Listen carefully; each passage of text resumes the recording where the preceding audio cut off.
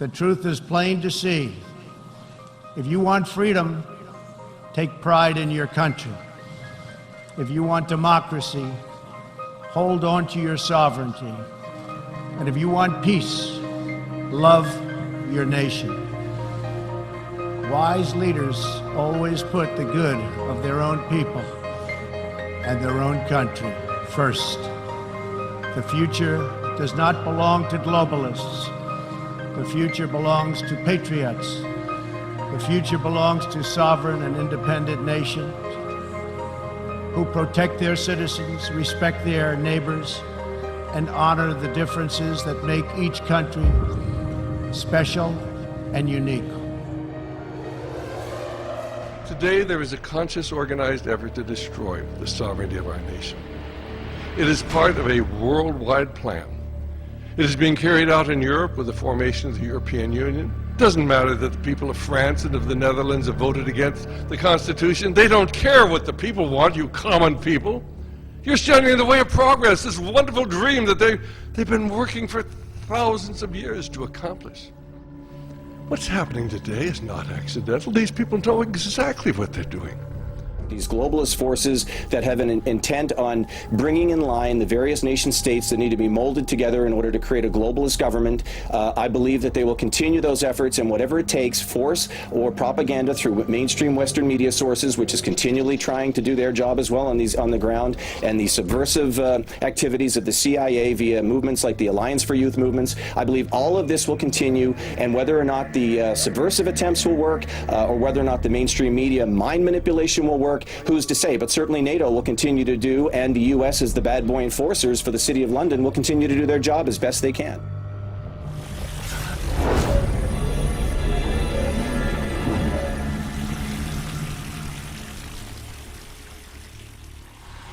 Understand the level of engagement that now everyone should consider being involved in. This is not a time to think that someone else is going to handle this for you. We all have to engage, again, on whatever level of understanding we have with this global assault on humanity. And this is not just an assault on humanity. This is an assault on everything that is living.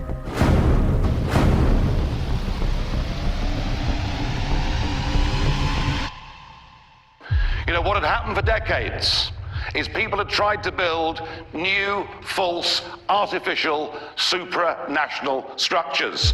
And the European Union, in a sense, was the prototype for a new form of government the globalists wish to impose on all of us. Indeed, had the blessed Hillary won that election back in 2016, I reckon you now would be very much closer to that European Union and very much further away from the idea that in a democratic system, you can vote for people that make your laws, but you can equally sack people that make your laws. Like it or don't like it, men and women across this world want, by a massive majority, to live in an identifiable unit that is a nation.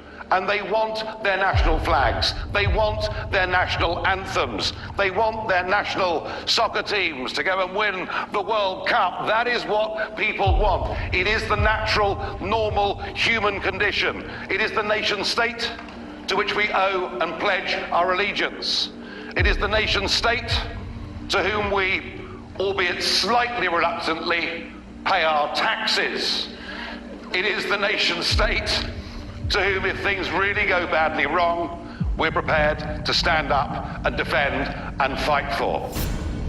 I don't necessarily think it's going to stop here. I think that it will continue. I think it's in the best interests of the elite who control the international organizations to see that we do have nation states in which there is chaos and more continued uncertainty, so that a global solution, which would naturally be provided by, you know, these wonderful international organizations, could be adopted. And that is all part of the stride, in my opinion, towards a one world order system of governance, as well as monetary and financial control that revolves around and has for several years, several decades, past that back to the point of the Civil War in America as an example of intrusion and Anglo-Saxon, so to speak, dominance, creating the conflicts themselves for which they come through the other side and try to provide solutions. I don't know why we would suspect that this will stop. I think it will continue, or at least the effort will continue by Western powers to make this happen. The game changer potentially is the internet, where more and more people may realize that they're actually fighting on behalf of the very causes that they're trying to stamp out, the very forces of evil that they no longer wish to be subjected to. If they realize that, perhaps they won't have a revolution, or at least not one in the current color in which they're having it. Let's put it that way. Everything the corporations and international bankers have been doing is one gigantic fraud, and all of it at our expense. Disinformation and manipulation by the international bankers' corporate structure to centralize control of all people, land, energy, resources, technologies, and economies. We must expose the hidden secret of these corporations, universities, and institutions set to control all emerging technologies that will rebuild the world's transportation, civil, manufacturing, physical infrastructure with cyber infrastructure, computers, networks, and sensors.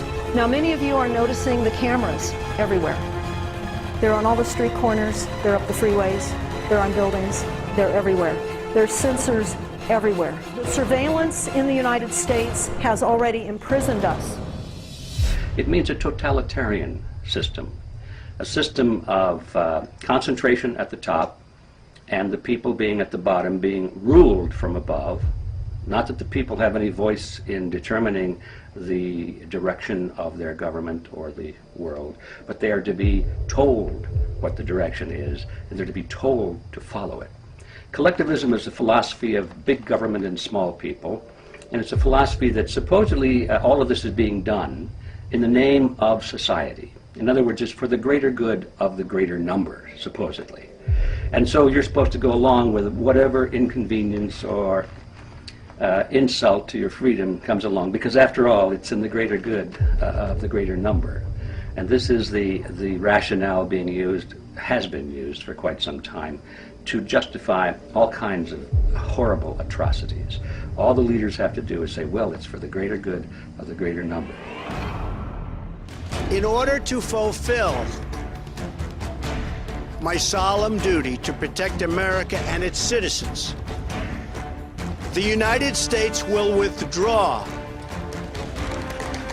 from the Paris Climate Accord, but begin negotiations to re-enter either the Paris Accord or in really entirely new transaction on terms that are fair to the United States, its businesses, its workers, its people, its taxpayers. So we're getting out. Beyond the severe energy restrictions inflicted by the Paris Accord, it includes yet another scheme to redistribute wealth out of the United States through the so-called Green Climate Fund, nice name, which calls for developed countries to send $100 billion to developing countries, all on top of America's existing and massive foreign aid payments. I believe the global warming situation is a scam. And all I say is, if you really believe in global warming, why do we call Greenland, Greenland? Why? Because in the year 1000, when the Vikings were there, it was green and lush, and that was a period of global warming. And then we went into a period of global warming until about 1600. This global warming is a scam. When you read these plans, they say that in order to reduce climate change, we must eliminate all machinery use and all equipment, and we must literally reduce the temperature that would bring us back into the year 1750, before industrialization. And millions of people will die. We have these international elites, we call them international, but basically they're housed in each nation. We have them in England and France and the United States and Germany and so forth. And now the big move among these people is to coalesce into a true international elite, whereby they will be operating through the governmental power of the United Nations. Now they really have clout, because there's no nation in the world that can escape their power, because the way these people work is that if they want to accomplish something, if they have an agenda, let's just pick one at random, disarmament, or another one, population control, or something like that. As it is now, they have to convince each of the respective nations and their governments to implement those agendas. But once you have a true United Nations with true governmental power, with real military forces, and once you have turned over to these agencies of international power control over your armies and over your air force and over your weapons of mass destruction, you have created a global government which is cannot be challenged by any nation whatsoever. So now these international elites do not have to worry about convincing the governments in each part of the world. As long as they control the center of this power, which is the United Nations, they therefore can control the world. It's Davos time, the World Economic Forum, set up by people years ago who wanted big politics and big business to work together. And they had this little gathering in a ski resort in Switzerland, and now thousands of people go every year. And of course it reached its absolute peak under people like Tony Blair and Clinton and Obama. And really, all the arguments for globalism have been there at Davos for the last 50 years and more. No space for the little man, no space for the nation state, really, no space certainly for the small entrepreneur. And what I thought was so delightful this year was that Donald Trump went along and just blew the whole thing up. Just told them, look, hey, you know what? You all said my America First policy would be a disaster. We're doing really well. We've got the lowest unemployment in 50 years. We've got good growth. We've actually got more black and Hispanic people now working than ever before, and poverty in those sectors being reduced. And they all sat there in complete stately silence. And I think it's really interesting to think that what's happened to us over the course of the last 50 years is we've decided nation states don't matter. We've decided national democracy doesn't really matter, because we can decide all of this in ski resorts in Switzerland. Isn't it wonderful? It's called globalism, and then we can bow down to the European Union, or perhaps give the United Nations some more power. And this is the importance, I think, of what Trump has done. It's the importance of what Brexit symbolises. Most of us, people with common sense, believe that the nation state run on democratic lines is much better than people deciding our futures in Swiss ski resorts on their annual jaunt to Davos or wherever else it may be. It allows us to refocus our intelligence and military assets and resources to other parts of the world where they are needed, where we face new challenges. This is the world you are graduating into. This is what I want to talk about today with you for a few minutes. I believe we, and particularly you, your class, has an incredible window of opportunity to lead in shaping a new world order for the 21st century in a way consistent with American interest and the common interest. Very soon, and it's happening now, that people will be required to have implantable chips in your hand, where everything that you own will be on that chip, all your hospital records will be on that chip. Your ability to access your homes keylessly will be an opportunity for people. You'll have your driver's license, your education, all your vaccinations will be on that chip. And if you don't have your vaccinations? They will require vaccinations. It will monitor and track with GPS capabilities everywhere you are, everywhere you go. It has the frequencies involved with the 5G are for hive mining. So for those of you that don't understand what that is, this is a collective reality now of literally putting all of our brains into the Internet of Things, where literally they're saying, I think it was by the year 2030, that the PC would have the capability of managing our cities with the brains of many people. So we're talking about AI, the 5G being the underpinning of this technology that we're all now hearing about.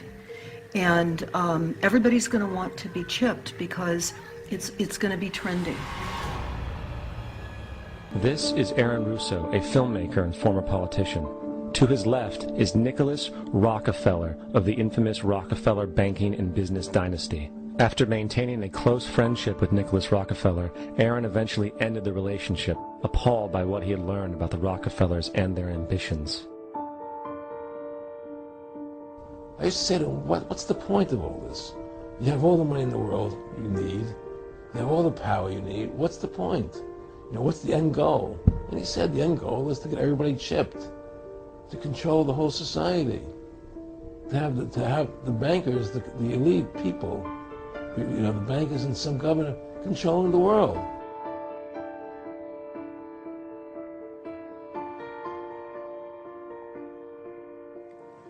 We meet here at a moment of testing for Europe and the United States, and for the international order that we have worked for generations to build. Most people think that the UN is our last best hope for peace. That's the way it was sold to me when I was in school. It was offered as an organization where different nations could come together and work out their problems and their grievances in a peaceful manner, and be a means of reducing world conflict and increasing the economic prosperity of all of the member nations and all of these wonderful things. In reality, it turns out to be none of the above. In reality, the United Nations is the seat of what the member governments hope will become a true world government. That's the cameras. That's all the tracking. That's the camera in your computer screen when you're sitting behind your computer. That is the flicker rate, and that's what's happening on your televisions. Everything that's coming wireless into your home. That's the wires within the walls of your home.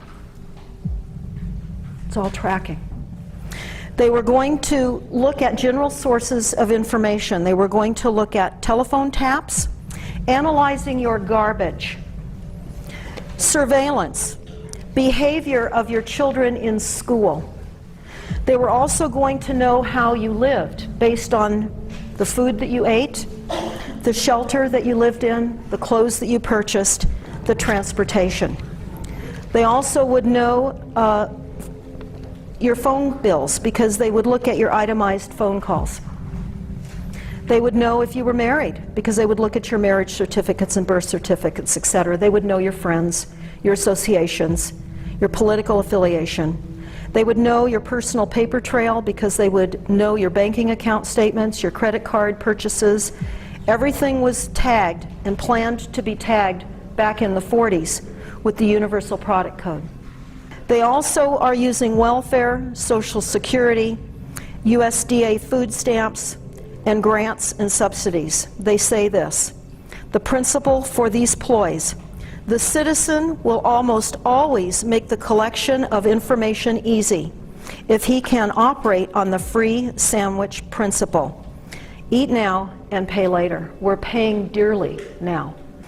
They also go on to talk about government sources via intimidation: the IRS, OSHA, the census, etc. They'll learn your patterns of living. Again, your belief systems, your contacts, how you vote, your friends, your strengths and weaknesses.